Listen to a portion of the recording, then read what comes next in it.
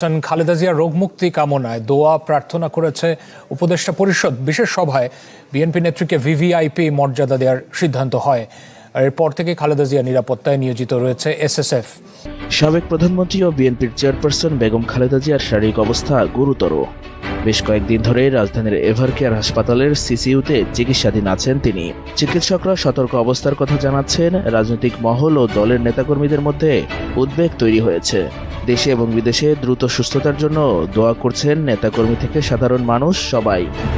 বাংলাদেশের রাজনীতির কিংবদন্তির ব্যক্তিত্ব বেগম খালেদা জিয়া, তিনি নিদারুণ অসুস্থ এবং মনে করা হচ্ছে যে তিনি জীবন মৃত্যুর সন্ধিক্ষণে।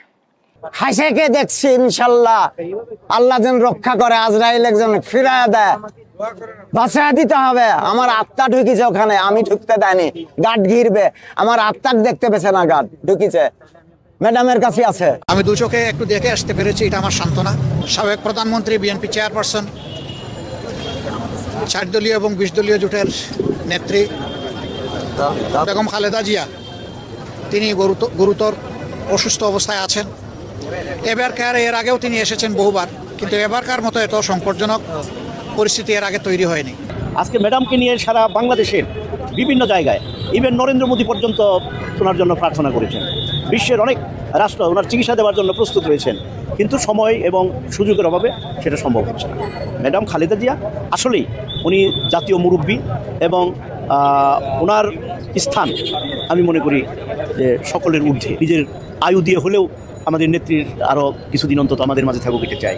আমাদের অনেক নেতাকর্মীরা আমরা এখনও প্রস্তুত, এটা মুখের কথা না। যদি কিডনি লাগে কিডনি দেবো, ফুসফুস লাগলে ফুসফুস দেবো, সমস্ত কিছু দেওয়ার জন্য প্রস্তুত।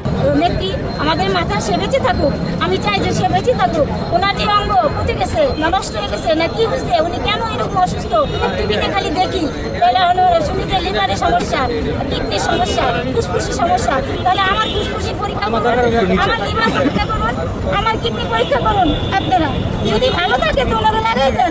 আমার জীবনের মূল্য নাই, ওনার জীবনের অনেক মূল্য, ওনাদের হাসপাতাল চালাতে হবে। চিকিৎসক দল যুক্তরাজ্য থেকে যাদের আসার কথা ছিল 2 জন, রিচার্ড বিলি সহ আরেকজন, তারা সকাল নাগাদ পৌঁছেছেন বাংলাদেশে এবং তারপরে তারা হাসপাতালে পৌঁছেছেন এবং হাসপাতালে যেই বিশেষজ্ঞ চিকিৎসক দল রয়েছে তাদের সাথে আলোচনা করে তাদের পরবর্তী কি কার্যক্রম, কি সিদ্ধান্ত নেওয়া যেতে পারে সেটি আসলে তারা নেবেন। যুক্তরাজ্য থেকে যে চিকিৎসক এসেছেন ওনার নাম রিচার্ড বিয়েল।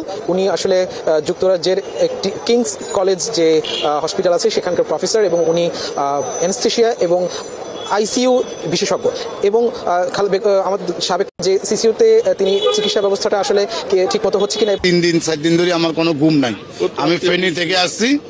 আসলে ঘরে বসে ওইখানে যেসব মিডিয়া কিছু আমরা বা ভুয়া কিছু তথ্য ছড়াইতেছে, যে এগুলা শোনার পরে মনটা মানে না। আমি ফেনী থেকে চলে আসছি। তিনি মুসলিম বিশ্বের দ্বিতীয় মহিলা প্রধানমন্ত্রী, একসময় ছিলেন বিশ্বের প্রভাবশালী নারীদের মধ্যে একজন। রাজনীতির ময়দানে যেমন দাপট ছিল তার, জেলবন্দি, গৃহবন্দি, একের পর এক মামলা, আর আজ তাকে শিকলবন্দি করেছে নানাবিধ শারীরিক সমস্যা। কথা হচ্ছে বাংলাদেশের রাজনৈতিক দল বিএনপির চেয়ারপারসন খালেদা জিয়াকে নিয়ে। আমাদের চেয়ারপারসন দেশনেত্রী বেগম খালেদা জিয়া ছাড়াই 6 দিন ধরে রাজধানীর এভারকেয়ার হাসপাতালে ভর্তি আছেন BNP chairperson Begum Khaleda Zia.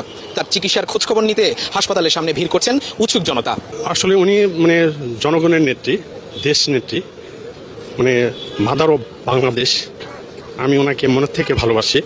Not only that, আমি মনে করি সারা বাংলাদেশের মানুষ, সারা বিশ্বের মানুষ ওনাকে ভালোবাসে। সেই জন্য আমি এখানে এসেছি।